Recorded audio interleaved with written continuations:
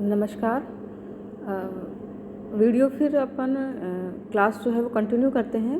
पिछले क्लास में हमने बात की थी कि समाजशास्त्र क्या है और इसका अर्थ और इसका शाब्दिक अर्थ, ये समाजशास्त्र का उद्भव क्यों हुआ, इन सब चीज़ों की हमने चर्चा कर ली थी। आज के इस वीडियो में हम बात करेंगे कि समाजशास्त्र जो है उसको समझने के लिए हमने उसकी परिभाषाओं को, उपलब्ध जितनी भी परिभाषाएं थी उसको 4 भागों में बांट लिया था और आज हम आगे उससे कंटिन्यू करेंगे।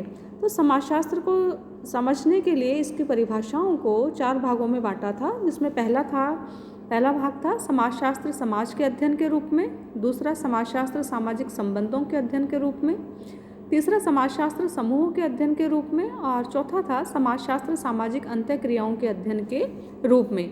अब हम इसमें से प्रत्येक को लेकर के और उसे समझने का प्रयास करेंगे कि आखिर में समाजशास्त्र के अंतर्गत किनका अध्ययन किया जाता है। सबसे पहली बात हम लेते हैं कि समाजशास्त्र समाज के अध्ययन के रूप में, यानी ये जो विद्वान हैं इनका ये मानना है कि समाजशास्त्र के अंतर्गत समाज का अध्ययन करने का प्रयास किया जाता है। यानी ये जो समाजशास्त्र विषय है इसके अंतर्गत समाज का क्रमबद्ध और व्यवस्थित अध्ययन करने का प्रयास किया जाता है। तो इन विद्वानों में प्रमुख हम ले सकते हैं गिडिंग्स, वार्ड, समनर आदि ये समाजशास्त्री हुए हैं। और अब हम इसमें बात करेंगे वार्ड की। वार्ड ने की पुस्तक का नाम है पॉपुलर साइंस मंथली। वार्ड की पुस्तक का क्या नाम है? Popular science monthly. तो इस पुस्तक में उन्होंने कहा है कि समाजशास्त्र समाज का विज्ञान है।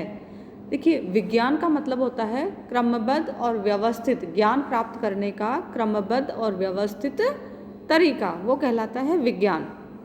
यानी ये जितने भी समाजशास्त्री, जितने भी सामाजिक विद्वान हैं, इन्होंने समाजशास्त्र को एक विज्ञान माना है। यानी समाजशास्त्र के अंतर्गत वैज्ञानिक पद्धति के चरणों को काम में लेते हुए या वैज्ञानिक पद्धति को प्रयोग करते हुए समाज और सामाजिक संबंधों और सामाजिक अंतःक्रियाओं, समूहों, समस्याओं का अध्ययन करने का प्रयास किया जाता है। इसलिए समाजशास्त्र भी अन्य जो प्राकृतिक विज्ञान है उन्हीं की तरीके से एक विज्ञान है।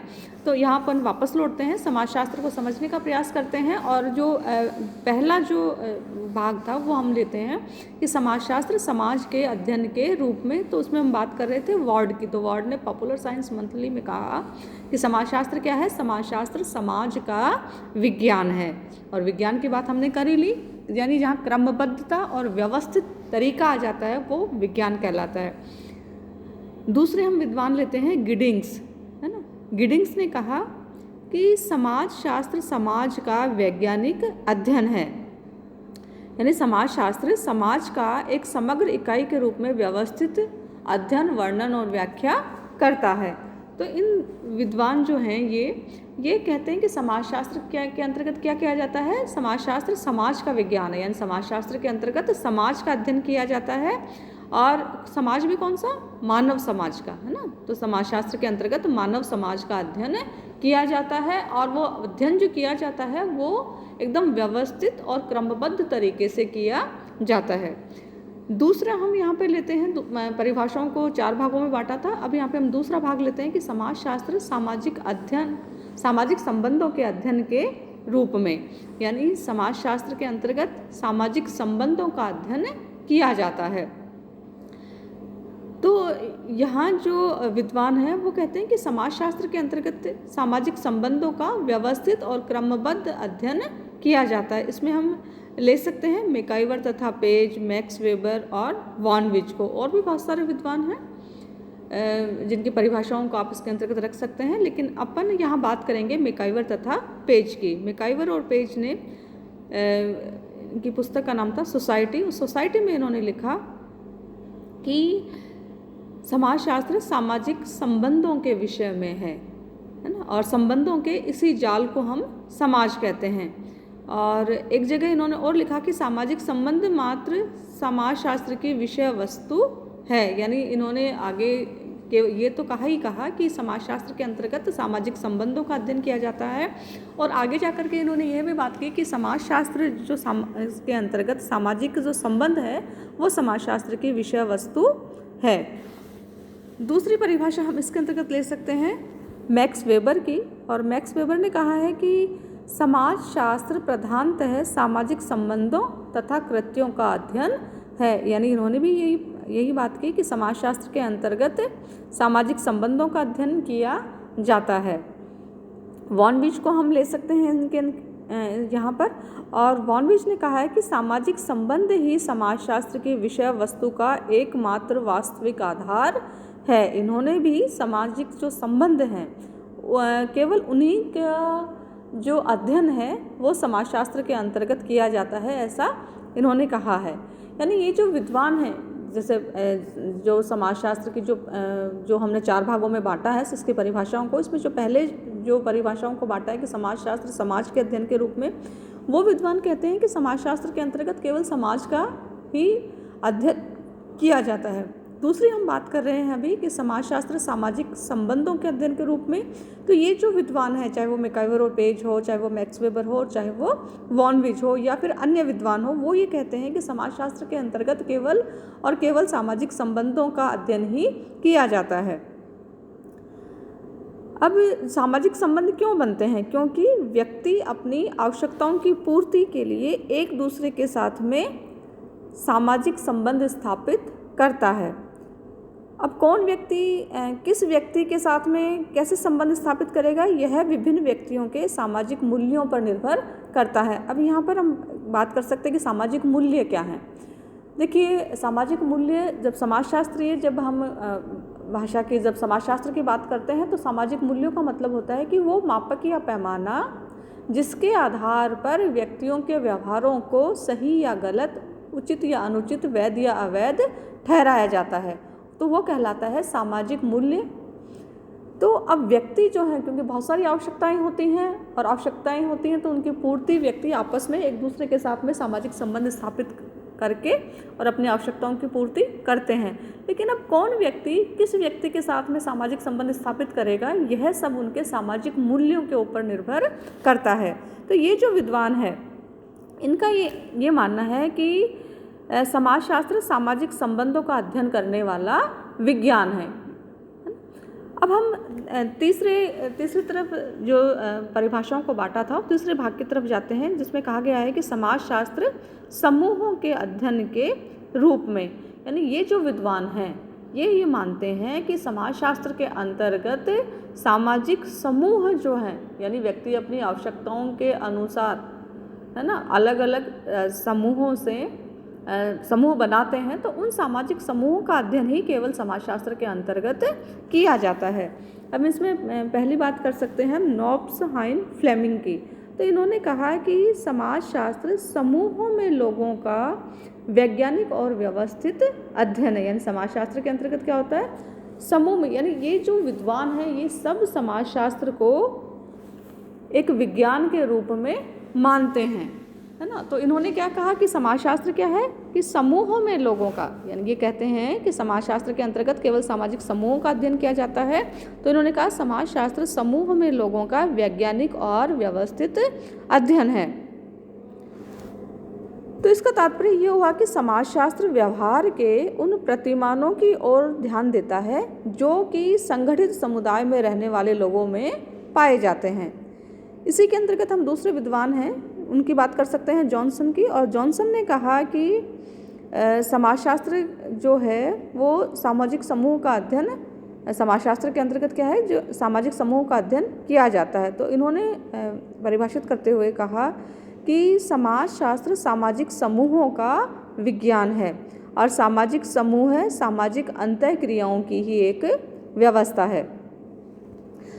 यानी ये जो विद्वान थे इन्होंने माना कि समाजशास्त्र के अंतर्गत केवल और केवल सामाजिक जो समूह है ना, उन समूहों का अध्ययन किया जाता है। और समाजशास्त्र क्या करता है, सामाजिक अंतःक्रियाओं के आधार पर, यानी समूह कैसे बनेंगे, सामाजिक अंतःक्रियाओं के आधार पर।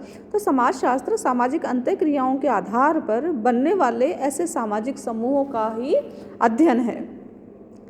अब हम इसके अंतर्गत बात कर सकते हैं कि भाई सामाजिक समूहों के अध्ययन को समाजशास्त्र में इतना महत्व क्यों दिया जाता है, क्यों इनका इतना इनको अलग से एक ग्रुप आ गया जिसने माना कि समाजशास्त्र के अंतर्गत केवल और केवल सामाजिक समूहों का अध्ययन किया जाना चाहिए। तो इसका जवाब देते हुए हमें ये समझ लेना चाहिए कि व्यक्ति समूह में रहता है तथा है ना अपनी जो आवश्यकताएं हैं, बहुत सारी आवश्यकताएं होते हैं, तो उन आवश्यकताओं की पूर्ति के लिए, अपने लक्ष्यों की पूर्ति के लिए विभिन्न गतिविधियों में शामिल होता है। वह परिवार समूह, नातेदार रिश्तेदारों के समूह, जाति समूह, खेलकूद के साथियों, है ना, कॉलेज के साथी हैं, पड़ोस का समूह है, और है ना व्यावसायिक समूह है, राजनीतिक समूह है, धार्मिक समूह है आदि में अपनी आवश्यकताओं की पूर्ति के लिए गतिविधियों के अंतर्गत इन समूहों के अंतर्गत भाग लेता है। और ये जो समूहों में जब वो भाग लेता है, इनकी विभिन्न गतिविधियों में भाग लेता है ना, इसमें पार्टिसिपेट करता है, तो इससे उसका विकास होता है ना। और इनमें से प्रत्येक समूह जो है वो सामाजिक अंतःक्रियाओं की ही एक व्यवस्था है।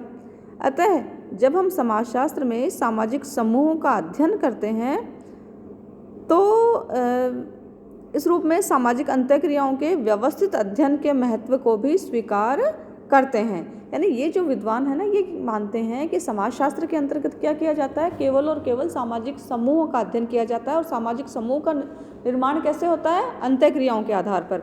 और सामाजिक समूह का मतलब ऐसी क्या इतना महत्व क्यों दिया जाता है, तब ये समाजशास्त्री ये इसका जवाब देते हुए, उत्तर देते हुए कहते हैं कि ये जो विभिन्न समूह है ना, इनमें इनकी गतिविधियों में भाग लेने से व्यक्ति का व्यक्तिगत है ना उसका व्यक्तिक विकास होता है, इसलिए सामाजिक समूहों को इतना महत्व दिया गया है।